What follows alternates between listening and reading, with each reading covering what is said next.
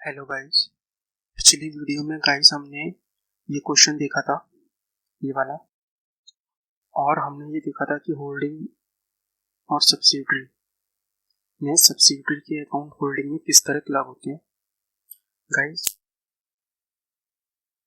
अब हम आगे बढ़ते हैं और एक क्वेश्चन और करते हैं, थोड़ा उससे ज़्यादा एडवांस लेवल का।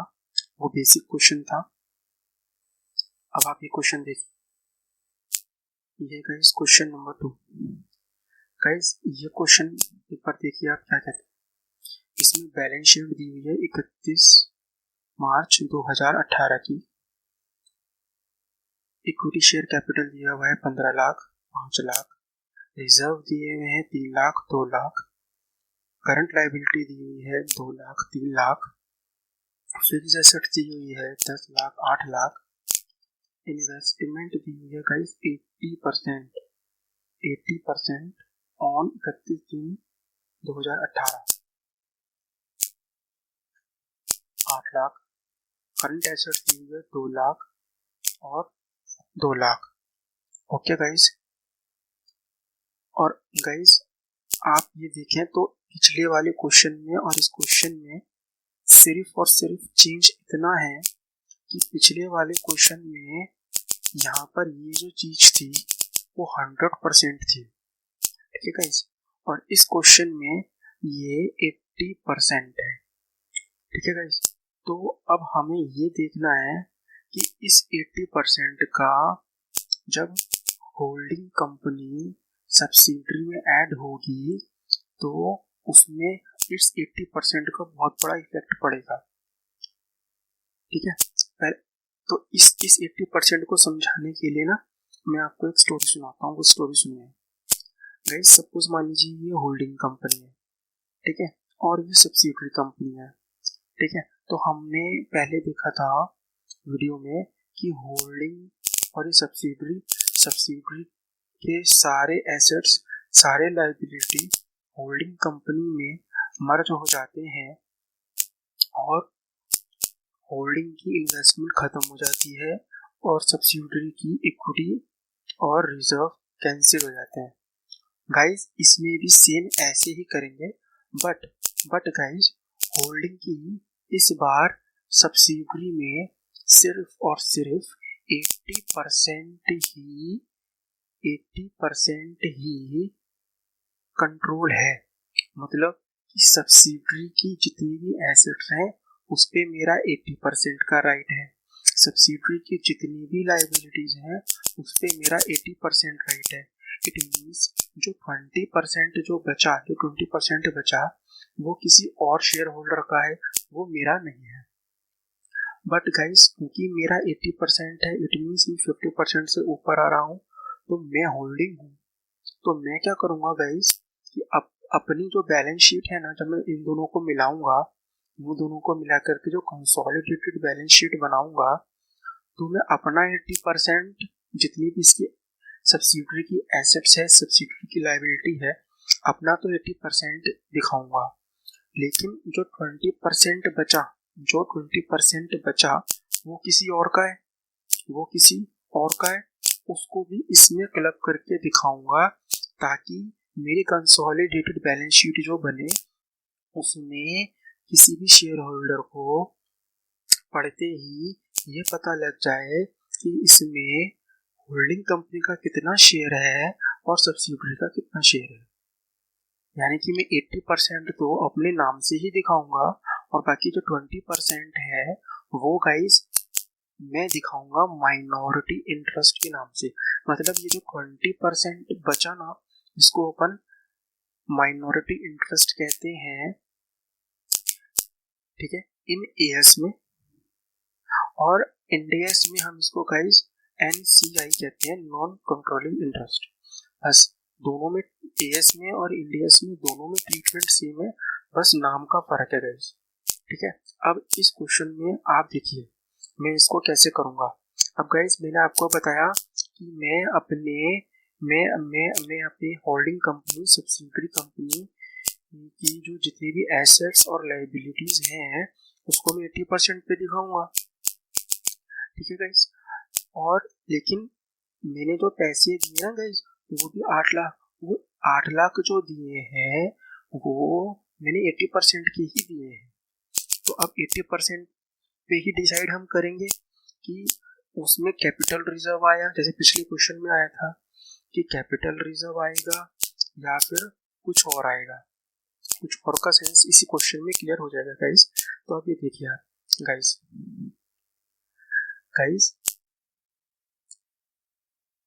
सबसे पहले ना हम किसी भी क्वेश्चन होल्डिंग के क्वेश्चन में करने के लिए कॉस्ट ऑफ कंट्रोल निकालते हैं। कॉस्ट ऑफ कंट्रोल मैंने आपको बताया था पहले पिछले क्वेश्चन में कि सामने होल्डिंग कंपनी को सब्सिडियरी कंपनी में इन्वेस्ट करने से या तो फायदा हुआ, अगर फायदा है तो वो आता है कैपिटल रिजर्व, और अगर लॉस हुआ है तो उसको हम ऐसे दिखाते हैं गुडविल।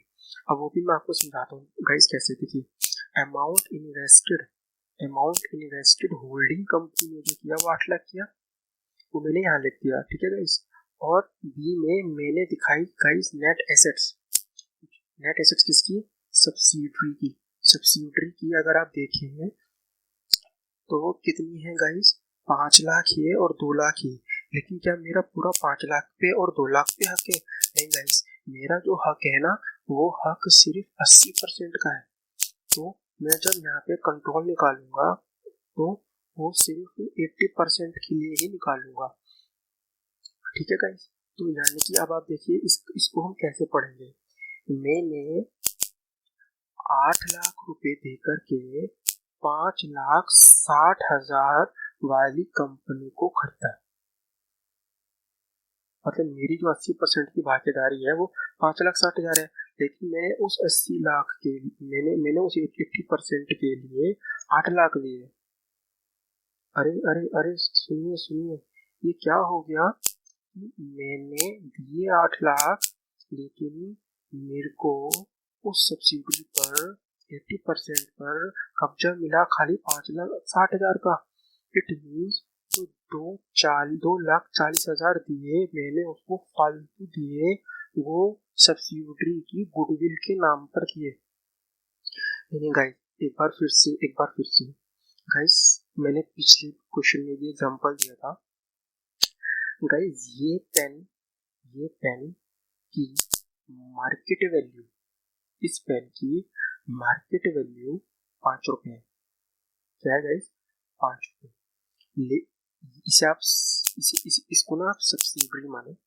लेकिन गाइस मैंने ये 5 रुपए वाली कीमत का पेन, गाइस मैंने इस 5 रुपए वाली कीमत का पेन 8 रुपए में खरीदा। 8 रुपए में खरीदा, तो ये 8 रुपए में जो मैंने खरीदा ना गाइस, तो उसके लिए जो मैंने 3 रुपए फालतू दिए वो हो गई गुडविल। यानी कि जो मैंने 3 रुपए फालतू दिए वो गुडविल के नाम के दिए, ठीक है। अब मैं इसको एक तरीके से और समझाता हूँ, क्योंकि जैसे हमने कैपिटल रिजर्व समझा था वैसे ही गुडविल समझना बहुत बहुत बहुत जरूरी है गाइस। सपोज मान लीजिए ये रिलायंस कंपनी है, सपोज ये रिलायंस कंपनी है, और ये जो कंपनी है इसका नाम है XYZ लिमिटेड कंपनी। अब रिलायंस कंपनी XYZ लिमिटेड में इन्वेस्टमेंट करती है 80% और उसके लिए पे करती है 100 रुपया। इसके लिए क्या पे करती है? 100 रुपया। लेकिन रिलायंस कंपनी को XYZ में ये 100 रुपये से जो उसने अपना 80% का शेयर खरीदा, वास्तव में जो एसेट यहाँ क्लब होंगी, जो एसेट्स यहाँ क्लब होंगी वो सिर्फ 80 रुपए की ही होंगी। इट मीन्स जो मैंने 20 रुपीज दिए, एक्स्ट्रा दिए, जो मैंने एक्स्ट्रा पैसे दिए वो गुडविल है गाइस, ठीक है। तो अब ये क्या हो गया कि मैंने सिर्फ अपना अपना हिस्सा निकाल लिया। होल्डिंग में सिर्फ यहाँ इस वाले सीन में सिर्फ अपना अपना हिस्सा निकाल लिया कि मैंने 8 लाख रुपए देके सब्सिडरी के 80% में 5,60,000 जो बने उसमें से मैंने 8 लाख दे करके 5,60,000, मतलब मुझे 8 लाख रुपए देने पड़े 5,60,000 रुपए 80% का कंट्रोल करने के लिए। तो वो जो 2,40 दिया वो गुडविल थी, ठीक है।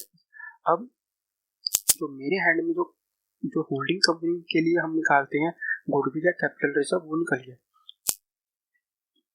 अब गाइस देखते हैं कि 20% का क्या होगा। तो गाइस ये देखिए 20% जो मैंने आपको बताया था वो 20% उसे हम कहते हैं माइनॉरिटी इंटरेस्ट इन एएस, और इंडिया में यही नाम चेंज हो जाता है और हम कहते हैं नॉन कंट्रोलिंग इंटरेस्ट। गाइस उसका भी मैं पूरा एक क्वेश्चन कराऊंगा आपको मैं कि जो अपना नॉन कंट्रोलिंग इंटरेस्ट होता है उसकी प्रेजेंटेशन कैसे होती है, हम सब डिस्कस करेंगे गाइस। लेकिन क्योंकि अभी हम बहुत इनिशियल स्टेज पे खड़े हैं तो we know very well about that कि एएस क्या है और इंडेस क्या है। बाद में हम एएस को भूल जाएंगे और इंडेस को कंटिन्यू करेंगे। ठीक है, तो कैलकुलेशन ऑफ माइनॉरिटी इंटरेस्ट आप देखिए, जो गाइस 80% हिस्सा तो मैं कॉस्ट ऑफ कंट्रोल यानी कि होल्डिंग में ले गया, जो 20% हिस्सा बचा उसको मैं माइनॉरिटी इंटरेस्ट दिखाऊंगा, माइनॉरिटी इंटरेस्ट। और ये माइनॉरिटी इंटरेस्ट जब कंसोलिडेटेड बैलेंस शीट बनेगी ना गाइस, जब कंसोलिडेटेड बैलेंस शीट बनेगी मैं उस अपनी minority interest in equity and liability के हेड में अलग से ही दिखाऊंगा। यानी कि आप ये देखिए जो कंसोलिडेटेड बैलेंस शीट है इसमें जो मेरे हिस्से का इफेक्ट आया वो या तो गुडविल आई या कैपिटल रिजर्व आया। अगर कैपिटल रिजर्व आया तो वो यहाँ क्लब हो गया, लेकिन जो गुडविल आई उसको मैंने यहाँ पे दिखा दिया। मेरे हिस्से का तो या तो यहाँ आया या यहाँ आया, लेकिन तो 20% था उससे मुझे कोई लेना देना नहीं है। तो मैंने अपनी कुछ जब बैलेंस शीट होल्डिंग की और सब्सिडरी की हम क्लब करेंगे तो पूरी तरह से क्लब करेंगे, लेकिन जो मैं अपना हिस्सा है वो तो अपने ही अकाउंट्स में मिला दूंगा, कुचर कर दूंगा। लेकिन जो 20% हिस्सा है उसको मैं अलग रख दूंगा, बिल्कुल अलग रख दूंगा। ये जो अलग हमने रखा है 20% हिस्सा, इसी को माइनॉरिटी इंटरेस्ट का है। ठीक है गाइस, तो हम इस क्वेश्चन को देख लेते हैं गाइस। इस क्वेश्चन में क्या है, इस क्वेश्चन में देखिए फिक्स एसेट्स है 10 और 8 18। ठीक है, इन्वेस्टमेंट कैंसिल हो गई। ठीक है, 5 और ये 2 कैंसिल हो गया और करंट एसेट्स आ गई 2 और 2 4 की। तो देखिए गाइस मैंने यहाँ पे वही दिखाया है, फिक्स एसेट्स के अंदर ऑन करंट एसेट्स के अंदर फिक्स एसेट्स टेंजिबल एसेट्स आ गई 18 लाख, और इंटेंजिबल गुडविल जो हमने निकाली थी 2,40,000 वो ये आ गई, और जो करंट एसेट्स है 4 लाख वो ये आ गई। ठीक है, इन कंसोलिडेटेड बैलेंस शीट में। ठीक है गाइस, इन कंसोलिडेटेड बैलेंस शीट में अब गाइस आप इधर वाली लायबिलिटी वाली शीट में आए तो ये तो कैंसिल हो गई, ये भी कैंसिल हो जाती है, हमें पता ही है। तो हम क्या करेंगे, होल्डिंग का 15 लाख ये बचा, 3 लाख ये बचा, और करंट लायबिलिटी गाइस बची 2 और 3 2 और 3 5। ठीक है, तो गाइस वो हमने पूरा का पूरा यहाँ पे ऐसे ही दिखा दिया। 15 लाख रुपए वो होल्डिंग की जो खुली शेयर थी वो दिखा दी, सब्सिडरी की नहीं दिखाते। रिजर्व एंड सरप्लस में इस बार हमारे पास कैपिटल रिजर्व नहीं आया, सब्सिडरी का कैंसिल हो जाता है, और होल्डिंग का मैंने पूरा 3 लाख दिखा दिया है।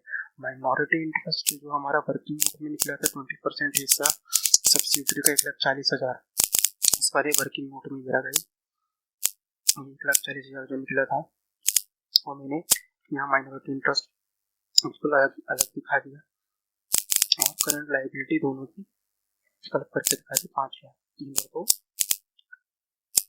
5। ठीक है गाइस, सीधा सीधा बस आप क्रक्स ये समझिए कि ये होल्डिंग ये सब्सिडियरी मेरा हिस्सा क्लब होकर गुडविल कैपिटल रिजर्व बन जाएगा, 20% हिस्सा जो है वो माइनॉरिटी इंटरेस्ट के नाम से अलग थलग पड़ा रहेगा, ताकि शेयर होल्डर को पता लग जाए कि ये उस कंपनी का हिस्सा नहीं है। ठीक है गाइस, अब हम गाइस आगे नेक्स्ट बढ़ते हैं, नेक्स्ट बड़ा क्वेश्चन करते हैं।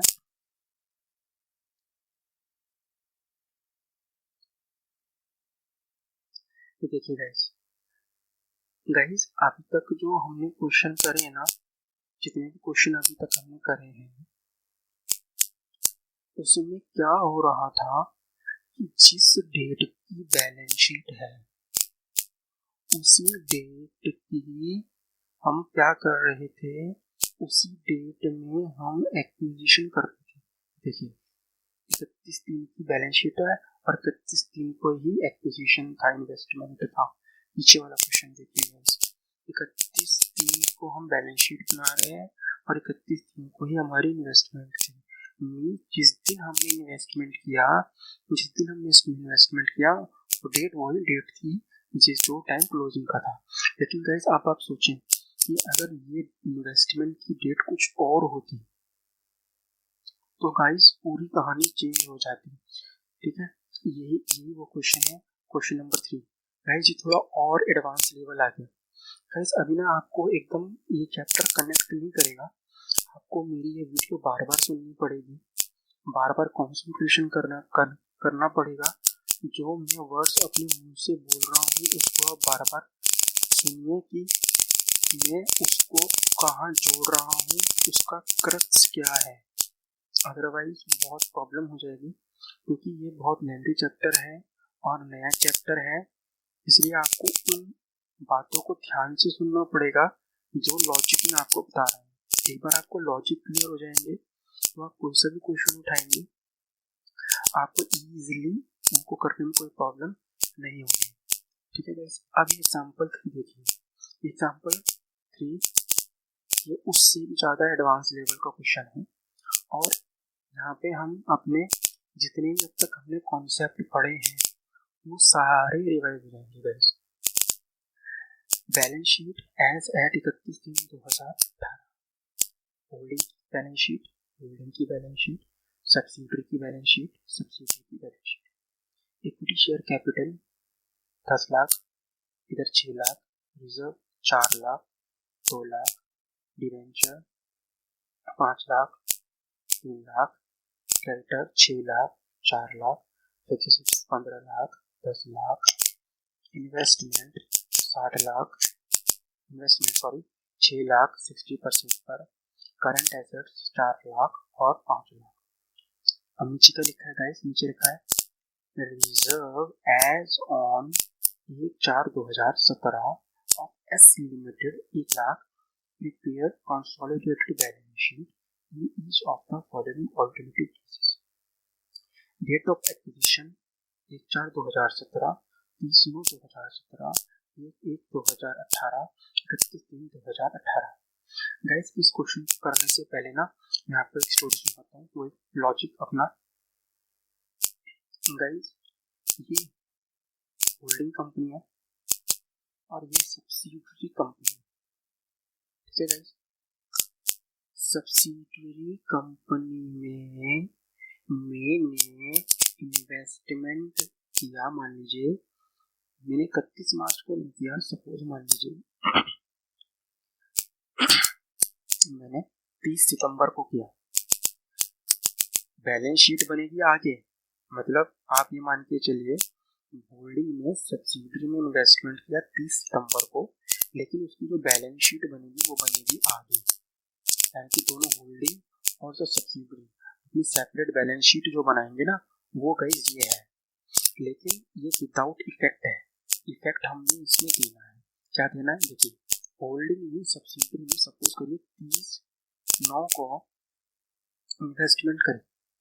ठीक है, अब इन्वेस्टमेंट पे 30/9 को कर दी, अब बैलेंस शीट भी बनकर आ गई। अब ये जो बैलेंस शीट गाइस बनकर आई है उसमें ड्यूरिंग द ईयर कंपनी ने, सब्सिडियरी कंपनी ने 2 लाख रुपया कमाया।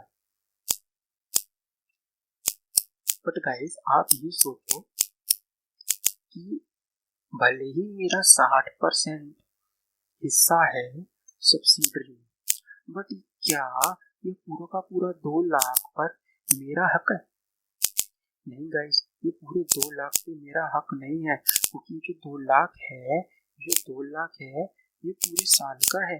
बट मैंने होल्डिंग में जो सब्सिडियरी में इन्वेस्टमेंट करी थी वो 30/9 को करी थी। इट मीन्स 30/9 से पहले का जो प्रॉफिट है उस पर मुझे कोई अधिकार नहीं है। मुझे जो अधिकार मिलेगा वो 30/9 के बाद मिलेगा, मतलब अक्टूबर, नवंबर, दिसंबर, जनवरी, फरवरी, मार्च, यानी कि पिछले के 6 महीने, वो उस प्रॉफिट पर मुझे हक नहीं है 60% का। लेकिन जो बाद वाला है उस पर मेरा 60% का हक है। देखिए गाइस, सिर्फ एक टिकट चेंज होने से कितना फर्क पड़ेगा। अब मैंने आपको शुरू में यही बताया था कि होल्डिंग की सारी एसेट्स मेरी एसेट्स, ठीक है गाइस, होल्डिंग की सारी लायबिलिटी मेरी लायबिलिटी। वो मैं जो बताता आ रहा हूँ वो बिल्कुल बता रहा हूँ, लेकिन आप ये भी तो देखिए ना कि ये जो मैंने इन्वेस्टमेंट करी इस कंपनी में, ये किस डेट को करी, उस डेट से ही तो मेरा मुनाफा का परसेंटेज चालू होगा। भले ही मैं इसको ऐड करूंगा अपने यहाँ कुछ अपने अकाउंट में मिक्स कर लूंगा, लेकिन मिक्स जो करूंगा 60% करूंगा, बाकी का जो 40% बचेगा वो अलग दिखाऊंगा। वो तो किसी और का हक है, पर वो हक माइनॉरिटी इंटरेस्ट के नाम से दिखाऊंगा। लेकिन उस हक में ना गाइस, इसको मैं आगे लिंक करूंगा, उस 40% के हक में 40% आएगा पिछला और आगे का आएगा 100%, क्योंकि यहाँ तो होल्डिंग का हक था ही नहीं। ठीक है गाइस, अब ये आप डिफरेंट डेट्स जो हैं देख लीजिए। ये अप्रैल हो गया, सितंबर, जनवरी और मार्च। ये जो स्टोरी मैंने आपको सुनाई, इस स्टोरी के अकॉर्डिंग ही ये क्वेश्चन हो जाएगा। ये गाइस पूरा क्वेश्चन है, ठीक है, मैं आपको पहले दिखा देता हूँ। गाइस ये बैलेंस शीट है, ये पूरी बैलेंस शीट के लिए वर्किंग नोट बनेंगे जो मैंने नीचे दिखा रखे हैं।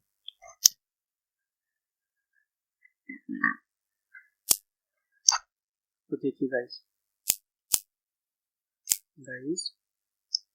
ये जो इस बैलेंस शीट को बनाने के लिए गाइस, इस बैलेंस शीट को बनाने के लिए मुझे वही सब कुछ निकालना पड़ेगा। क्या निकालना पड़ेगा? मुझे कंट्रोल निकालना पड़ेगा, कॉस्ट कंट्रोल निकालना पड़ेगा, मुझे माइनॉरिटी इंटरेस्ट निकालना पड़ेगा। जब मैं ये दोनों चीजें निकाल लूंगा तो मेरी बैलेंस शीट खुद ब खुद बन जाएगी, पूरी की पूरी बैलेंस शीट।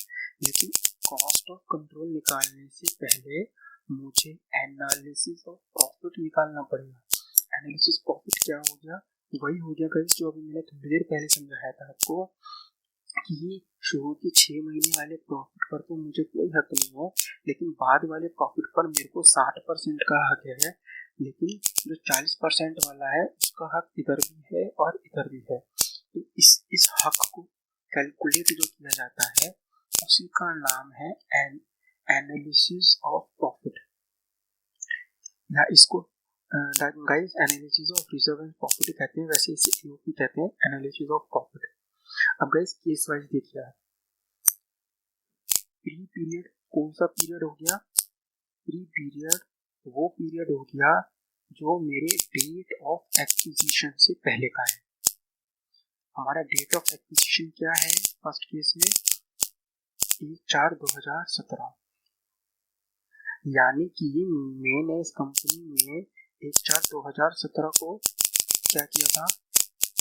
एक्विजिशन किया था, इन्वेस्टमेंट किया था। और पोस्ट पीरियड क्या हो गया?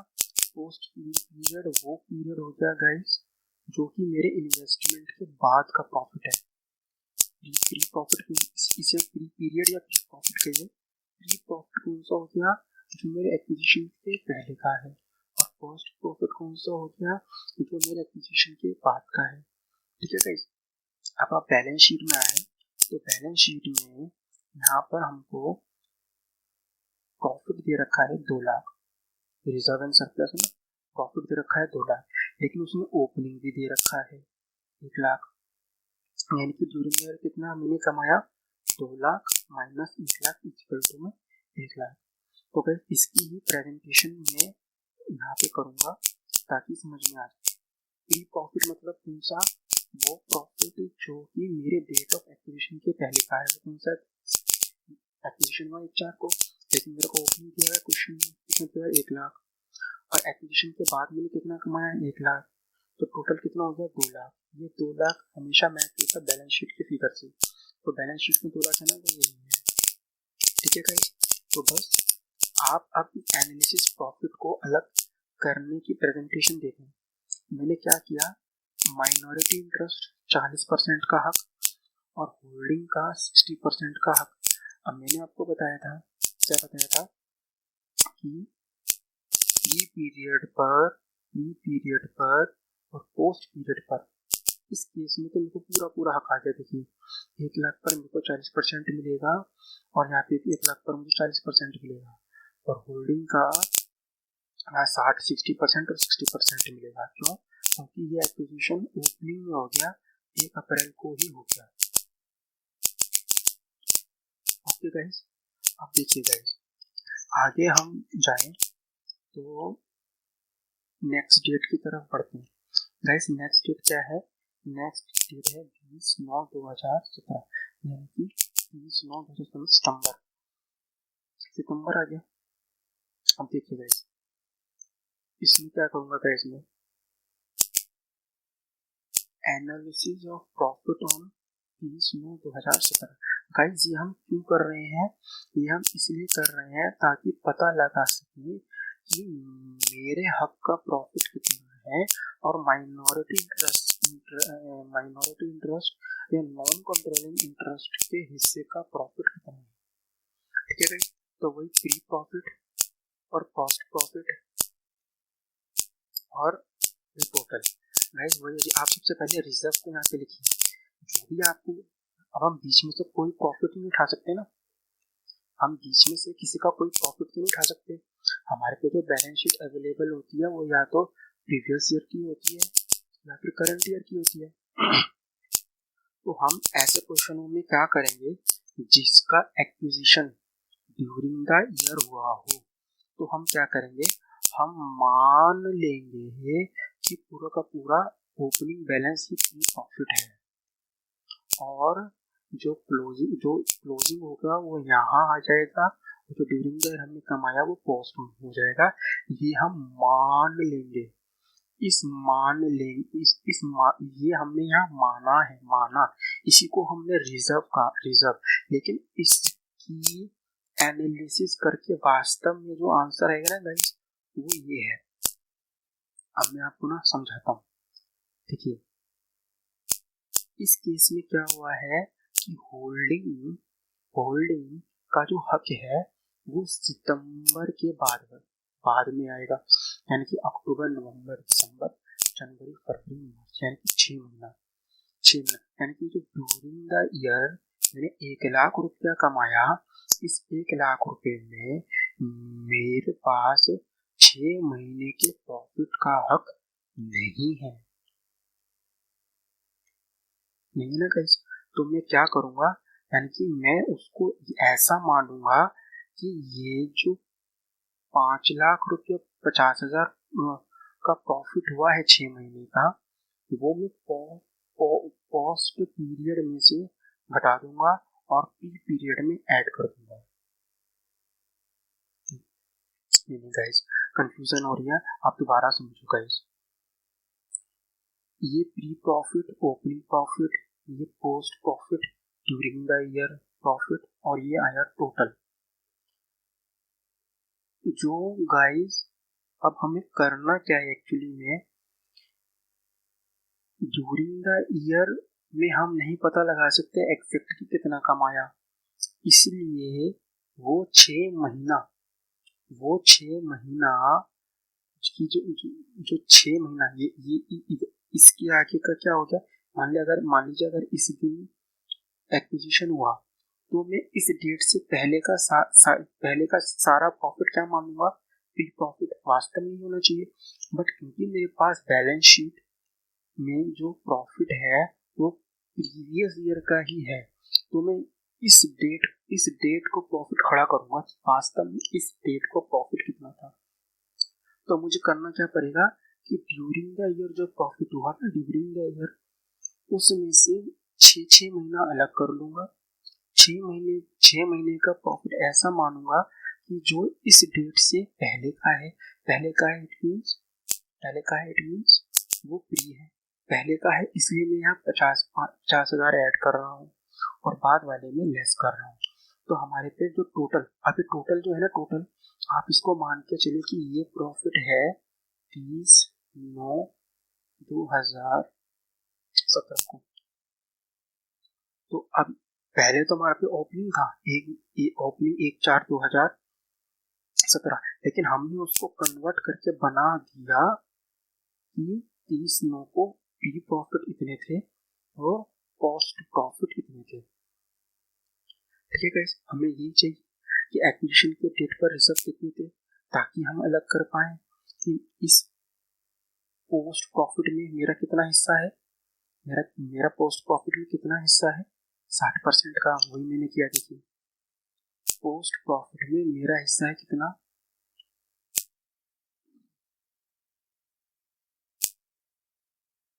60% का। और माइनॉरिटी इंटरेस्ट का प्री में भी और पोस्ट में भी दोनों में हिस्सा कितना आ गया, 40% का। लेकिन गाइस इधर देखिए, मैंने क्या किया है, प्री प्रॉफिट, जो कि प्री प्रॉफिट है, ये वाले प्री प्रॉफिट, ये 90,000, ये कितना है गाइस, 90,000, इसको भी मैं निकाल रहा हूँ। इसको मैं क्यों निकाल रहा हूँ, ये मैं आपको अभी थोड़ी देर रुकिए, इसका क्रक्स मैं आपको बताऊंगा। क्योंकि मैंने अभी आपको सिर्फ यही बताया कि अगर ये डेट ऑफ एक्विजिशन की डेट है 30/9, इससे आगे का प्रॉफिट ऐड होगा, इससे आगे का प्रॉफिट ऐड होगा 60% और 40% को ले जाएगा माइनॉरिटी इंटरेस्ट। और इधर का पूरा कौन लेके जाएगा, इधर का पूरा कौन लेके जाएगा, माइनॉरिटी इंटरेस्ट। उसके ऊपर मेरा वास्तव में कोई भी हिस्सा नहीं है। ठीक है गाइस, यहाँ तक क्लियर है। ऐसे ही गाइस हम आगे कर लेंगे। आगे क्या करेंगे, सेम वही एनालिसिस प्रॉफिट अगली डेट के जनवरी के लिए हो जाएगा। और वही लास्ट वाले केस में अगर हमने 31 दिन को किया होता तो वहाँ प्री और पोस्ट का कोई प्रॉब्लम ही नहीं था, सारा का सारा वही जैसे हमने इलस्ट्रेशन 1 और इलस्ट्रेशन 2 करी थी, वो सेम टू सेम वैसे ही रहेगा। वहाँ पोस्ट का कोई भी कहीं तक कोई दिक्कत नहीं रहेगा। ठीक है ना गाइस, कोई प्रॉब्लम यहाँ तक आपको, मेरे हिसाब से कोई प्रॉब्लम नहीं होगा। तो गाइस अब हम आगे चलते हैं। गाइस हमने ये एनालिसिस ऑफ प्रॉफिट ना बना लिया, सारे केसेस में हमें ये पता लग गया कि एक्विजिशन के डेट के पहले का जो प्री प्रॉफिट है वो कितना है, पोस्ट प्रॉफिट है वो कितना है। बट गाइस जो हमने पिछले क्वेश्चन में कॉस्ट ऑफ कंट्रोल और एनालिसिस ऑफ माइनॉरिटी इंटरेस्ट निकाले थे, वो यहाँ पर भी निकलेंगे। तो गाइस ये देखिए गाइस, ये है calculation of cost of control. Guys ये केसेस वाइज है, यानी कि ये 1 जनवरी है, ये 30 सितंबर है, ये 1 अप्रैल है, ये 30 सितंबर है, ये 1 जनवरी है, और ये आपका 31 मार्च है। तो गाइस कॉस्ट ऑफ कंट्रोल में, कॉस्ट ऑफ कंट्रोल का मतलब क्या हुआ, कॉस्ट ऑफ कंट्रोल का मतलब क्या हुआ, मैंने आपको पहले भी बताया था कि होल्डिंग कंपनी का सब्सिडरी कंपनी पर जो हक है, उस हक की कॉस्ट क्या है, मतलब वो कितनी कॉस्ट निकली। यानी कि मैंने वो पेन वाला एग्जांपल कि मैंने 5 रुपए का पेन जिसकी कीमत वास्तव में 5 रुपए थी, मैंने उसके लिए 4 रुपए दिए, तो 1 रुपया हो गया कैपिटल रिजर्व। और अगर मैंने उसके लिए वही 8 रुपए दिए तो 3 रुपया मैंने जो एक्स्ट्रा दिया वो गुडविल के नाम कर दिया। उसी की कैलकुलेशन हम यहाँ कर रहे हैं। तो भाई हमने अमाउंट इन्वेस्टेड, हमने बैलेंस शीट में देखा था कि हमने अमाउंट इन्वेस्टेड 6 लाख किया था इन सब्सिडी, तो ये सब हमें 6 लाख। ठीक है गाइस, ऐसे क्वेश्चन पेपर में आता नहीं है, केस 1 केस 3 हो करके। ये क्वेश्चन है इसलिए हो रहा है ताकि हम डेट एनालिसिस ऑफ प्रॉफिट और एक्विजिशन डिफरेंट डेट समझ सकें। अब गाइस अगर मैं नेट एसेट्स की बात करूं तो मेरे पास आप देखें तो सब्सिडरी की 6 लाख थी ना इक्विटी शेयर कैपिटल, सब्सिडरी की इक्विटी शेयर कैपिटल थी वो 6 लाख थी। ठीक है, रिजर्व तो आप भूल रहे हो, रिजर्व को तो हम ले गए एनालिसिस ऑफ प्रॉफिट में, लेकिन जो इक्विटी शेयर कैपिटल था वो 6 था, बट इस 6 पे मेरा कितना है, सिर्फ 60। देखिए गाइस, वही 60 मैंने यहाँ पर दिखाया है गाइस। देखिए गाइस, वही 60 में यहाँ पर दिखाया है कि 6 6 36, 3,60,000, 3,60,000, 3,60,000 और 3,60,000। ठीक है गाइस। उसके बाद गाइस ये प्री प्रॉफिट का जर्नल एंड रिजर्व है, इसके हिस्से का, होल्डिंग के हिस्से का, जो हमने एनालिसिस ऑफ प्रॉफिट में निकाला है। दिखाता हूँ मैं भी आपको, 60,000, 90,000, 1,00,000, 5,000 और 1,20,000। देखिए गाइस, वो जो मैं आपको बता रहा हूँ वो ये है। देखिए गाइस, प्री प्रॉफिट में होल्डिंग कंपनी का 60% हिस्सा है। जो 60%, 60,000 है, हमने एनालिसिस प्रॉफिट मतलब प्री प्रॉफिट, वो प्री प्रॉफिट है गाइस। ठीक, तो इधर हम उसको ना लेस करके चलेंगे। क्यों? क्योंकि इस 60% पर मुझे हक नहीं है।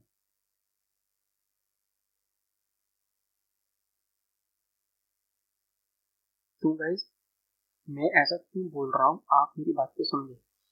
जब हमने पूरी इक्विटी शेयर कैपिटल को 60% पर ले लिया, वो पीछे वाले क्वेश्चन हमने जितने भी किए हैं उसमें हम रिजर्व एंड सरप्लस भी लेते थे और उसको भी 60% करते थे। लेकिन इस क्वेश्चन में गाइस, आप एक बात देखें कि मैं 60% जो ये करूंगा वो पोस्ट वाले का थोड़ी करूंगा, प्री वाले का ही तो करूंगा। तो प्री वाला जो हिस्सा आ रहा है वो मैं पहले ही निकाल चुका हूँ, एनालिसिस ऑफ प्रॉफिट में। वो है ये 90,000 ये वो हिस्सा है जो एक्विजिशन की डेट से पहले का है।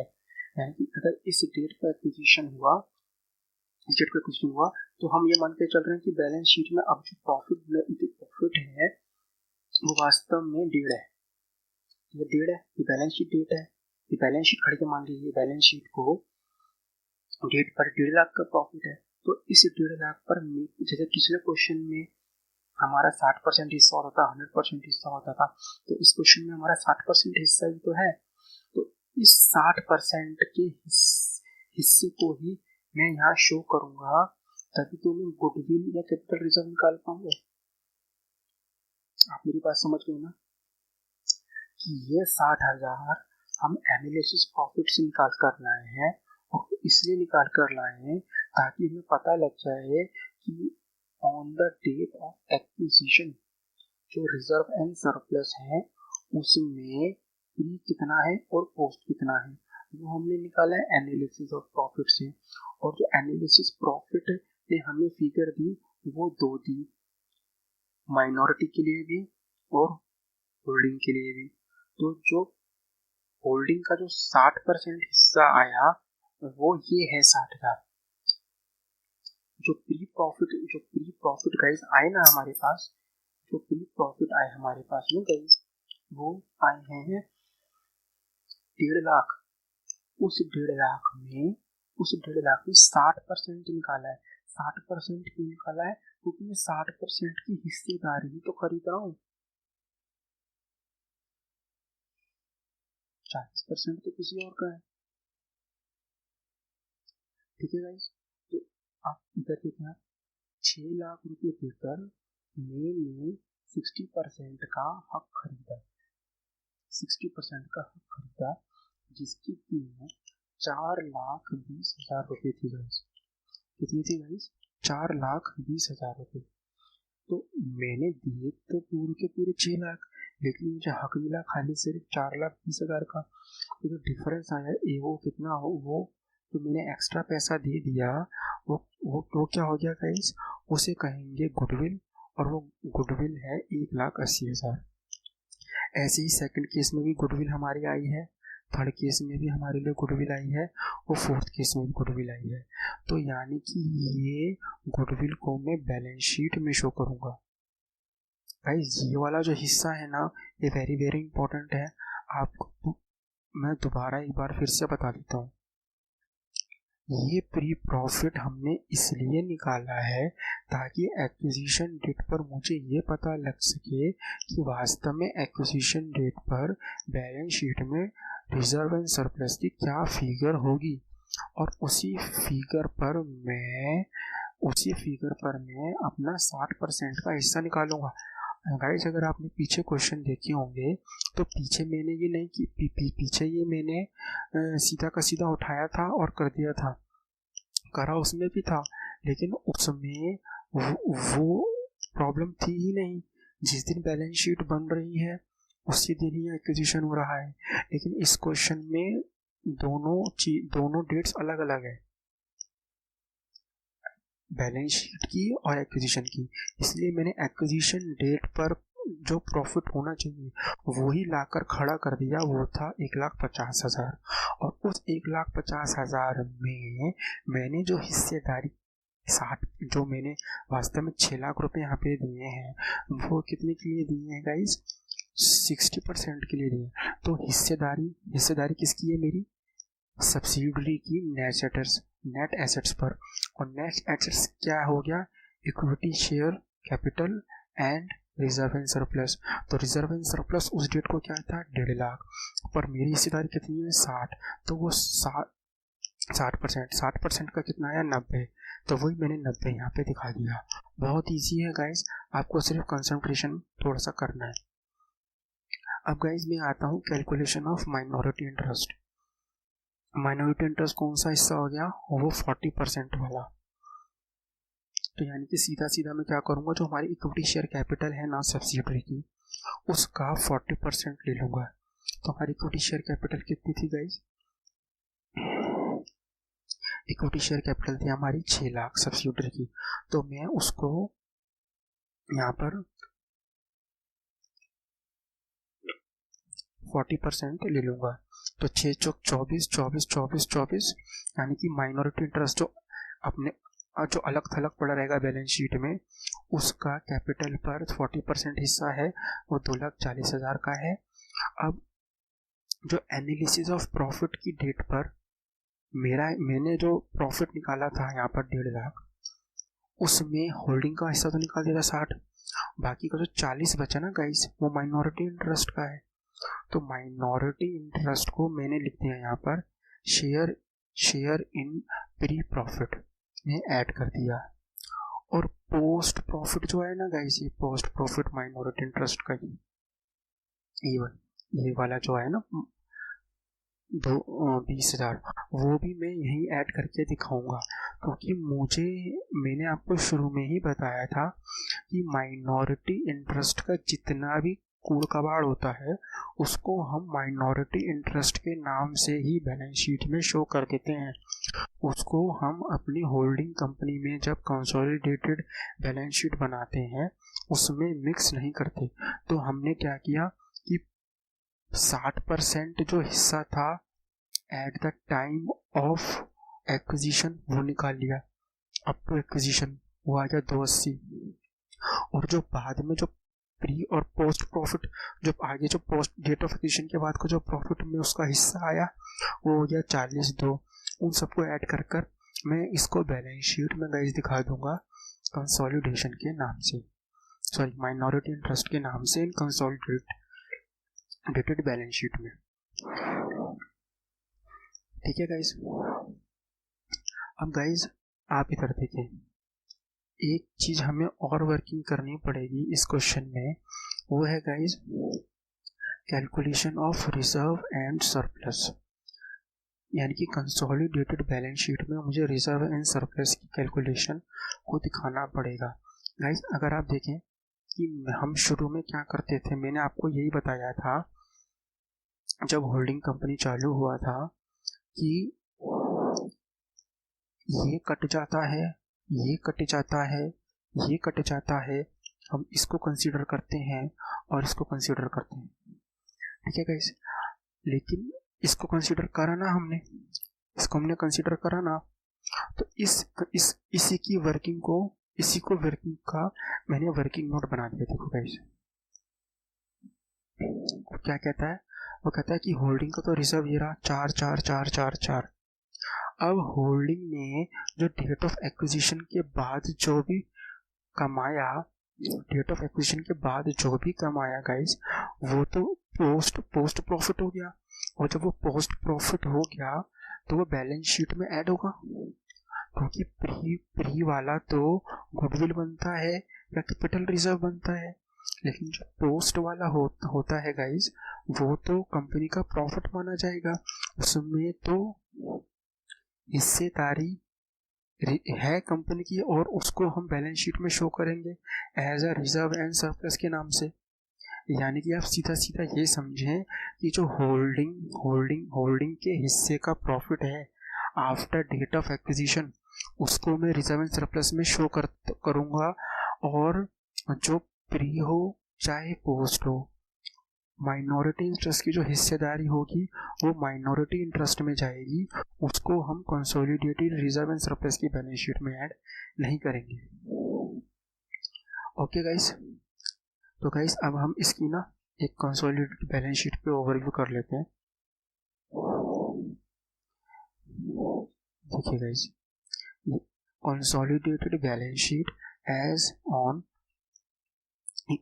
Different dates, different case as on 31/3/2018, case 1, case 2, case 3, case 4। तो गाइस ये एज पर एएस है, इंड एएस में ये ऊपर आ जाएगा और ये नीचे आ जाएगा।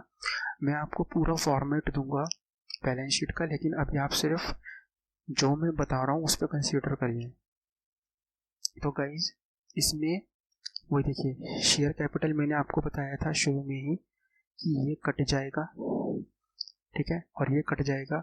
सिर्फ हम ये कंसीडर करेंगे। देखिए गाइस 10 10 10 10 रिजर्व एंड सरप्लस कहाँ से उठकर आएगा? जो हमने वर्किंग नोट यहाँ पीछे बनाया था, ये हमने जो वर्किंग नोट बनाया ना गाइस, ये जो हमने वर्किंग नोट बनाया, ये वाला, ये इसलिए ही बनाया है वो हम ताकि यहाँ पे डाल सकें। वैसे इस वर्किंग नोट की ज़रूरत नहीं थी, बट समझाने के लिए वो मैंने working note reserve and surplus का यहाँ डाल दिया। माइनॉरिटी इंटरेस्ट का जो हमने बनाया पिछले यहाँ पर, और माइनॉरिटी इंटरेस्ट का देखो, माइनॉरिटी इंटरेस्ट हमने 320 यहाँ दिखाया, वो प्री प्रॉफिट का और पोस्ट प्रॉफिट का गचर पचर करके पूरा 40% माइनॉरिटी इंटरेस्ट में ही दिखाया। लेकिन जो प्री प्रॉफिट होल्डिंग से रिलेटेड था वो गुडविल और कैपिटल रिजर्व का पार्ट बना, और जो एओपी के बाद था वो रिजर्व का पार्ट बना, प्रॉफिट का पार्ट बना। ठीक है, तो कौन कितना हिस्सा? सिर्फ कितना हिस्सा? वही 60% वाला। अब आप कंफ्यूज मत होना, ये जो 60 30 या 15 है ये 60% है। देखिए 30 15 60%, 60%। ठीक है गाइस, अब इसको हम गाइस देखिए वही माइनॉरिटी इंटरेस्ट दिखा दिया, बस बाकी कुछ बचा ही नहीं। बाकी तो सीधा सीधा मैं 5 और 3 8 6 और 4 10 पूरा का पूरा ऐड कर दूंगा। ऐसे ही फिक्स्ड एसेट्स को ऐड कर दूंगा 15 और 10 25, और करंट एसेट्स 4 और 5 9। देखिए गाइस ये पूरा का पूरा मैं यहाँ पे ऐड कर दूंगा। फिक्स्ड एसेट्स में टेंजिबल एसेट्स आ गए, देखिए 25 25 25, और एक करंट एसेट्स, और ये गुडविल आ गई, गुडविल आ गई जो हमने यहाँ निकाली थी गाइस। देखिए ये गुडविल में यहाँ दिखाऊंगा। ठीक है गाइस, तो ये क्वेश्चन आज हमने पूरा डिस्कस कर लिया। ठीक है गाइस, तो इसका वास्तव में एनालिसिस क्या निकला वो ये रहा गाइस। देखो मैं आपको दिखा देता हूँ। Profit and reserve up to the date of acquisition is called pre profits यानी कि capital profits. Profit and reserve after the due date is revenue profit, जो हमने रेवेन्यू प्रॉफिट ऐड कर दिया, माइनॉरिटी इंटरेस्ट तो हम ऐड कर देंगे माइनॉरिटी इंटरेस्ट के नाम से ही, लेकिन जो होल्डिंग के हिस्से की रेवेन्यू प्रॉफिट होगा आफ्टर द एक्विजिशन डेट, वो रेवेन्यू प्रॉफिट की यहाँ बात कर रहा है। And for calculation of pre and post profit, if at the date of acquisition and balance are not available, then time adjustment is required। Time adjustment क्या है? Time adjustment यही है जो मैंने 6 महीना प्री प्रॉफिट का हिस्से का ऐड जो लेस किया था इधर और ऐड किया था इधर। ठीक है गाइस, अब हम इसको ना इस पूरे क्वेश्चन को एक बार ऐसे ही रिवाइज कर लेते हैं। गाइस, अब तक हमने क्या सीखा आज के लेक्चर में? आज के लेक्चर में गाइस हमने ये सीखा कि जब भी डेट ऑफ एक्विजिशन और बैलेंस शीट की डेट दोनों की दोनों डिफरेंट होंगी, तो उस केस में हमें एनालिसिस ऑफ प्रॉफिट बनाना पड़ेगा। एनालिसिस प्रॉफिट हमें ये शो करेगा कि डेट ऑफ एक्विजिशन पर मेरे को प्रॉफिट ला के देगा। डेट ऑफ एक्विजिशन पर मुझे प्रॉफिट चाहिए, प्रॉफिट जो निकालना पड़ेगा, तो उस डेट पर reserve and surplus balance sheet में तो दिखाएगा ही। क्लोजिंग बैलेंस शीट में जो कुछ भी दिखा रहा होगा, या मेरे पे दो ही बैलेंस होंगे, एक ओपनिंग बैलेंस शीट का प्रॉफिट और क्लोजिंग बैलेंस शीट का प्रॉफिट। जो ड्यूरिंग द ईयर, अगर मान लो मैं ड्यूरिंग द ईयर अगर कुछ भी एक्विजिशन कर लूंगा ड्यूरिंग द ईयर किसी भी डेट पर, तो उस डेट का प्रॉफिट निकालने के लिए ही जो मैं कैलकुलेशन कर रहा हूँ उसको ही एनालिसिस ऑफ प्रॉफिट का, और उस डेट को मैं पकड़ लूंगा और उस डेट में मैं प्री प्रॉफिट और पोस्ट प्रॉफिट निकालूंगा। कैसे कि अगर मान लीजिए बीच में हुआ है 30 सितंबर को हुआ है, तो मैं ये मान के चलूंगा कि इसमें जो 6 महीना है वो प्री प्रॉफिट है और जो 6 महीना का है वो पोस्ट प्रॉफिट है। दोनों की फिगर निकाल लूंगा और उनको डिवाइड कर दूंगा माइनॉरिटी इंटरेस्ट में, बाइफिकेट कर दूंगा माइनॉरिटी इंटरेस्ट में और होल्डिंग में। ठीक है गाइस, और इन दोनों का अल्टीमेट इफेक्ट में कॉस्ट ऑफ कंट्रोल में दूंगा। कॉस्ट ऑफ कंट्रोल में क्या होगा कि जो प्री प्रॉफिट्स हैं वो कॉस्ट ऑफ कंट्रोल में रिजर्व एंड सरप्लस में जाएंगे कॉस्ट ऑफ कंट्रोल में, और जो पोस्ट प्रॉफिट है वो पोस्ट प्रॉफिट होल्डिंग के लिए रेवेन्यू प्रॉफिट है, वो प्रॉफिट पर होल्डिंग का हक है, और उसको हम कंसोलिडेटेड बैलेंस शीट में रिजर्व एंड सरप्लस में दिखाएंगे। लेकिन जो प्री प्रॉफिट है वो कैपिटल प्रॉफिट हो जाएंगे। क्यों? क्योंकि अभी तो सौदा हुआ ही नहीं। सौदे से पहले वाली चीज वो रेवेन्यू प्रॉफिट कैसे हो सकती है? सौदा हो गया, मैं उसका हो गया, तभी तो उसके प्रॉफिट मेरे प्रॉफिट। जब तक मैं उसका हुआ ही नहीं, तो उसने अगर मेरे से महंगी डील करी तो वो गुडविल, और अगर सस्ती डील करी तो कैपिटल प्रॉफिट, और उसको मैं, ठीक है गाइस, तो उसको मैं शो करूंगा कॉस्ट ऑफ कैपिटल में, और प्री पोस्ट वाले को मैं करूंगा रेवेन्यू में। ठीक है गाइस, और क्या सीखा कि माइनॉरिटी इंटरेस्ट का जो भी 40% का जो भी हिस्सा आएगा उसको मैं अपने कंसोलिडेटेड बैलेंस शीट में मिक्स नहीं करूंगा, उसको मैं बैलेंस शीट में माइनॉरिटी इंटरेस्ट के नाम से ही दिखा दूंगा, चाहे वो प्री प्रॉफिट हो या पोस्ट प्रॉफिट हो। ठीक है गाइस, तो आज ये लेक्चर हम यही खत्म करते हैं। Thank you guys.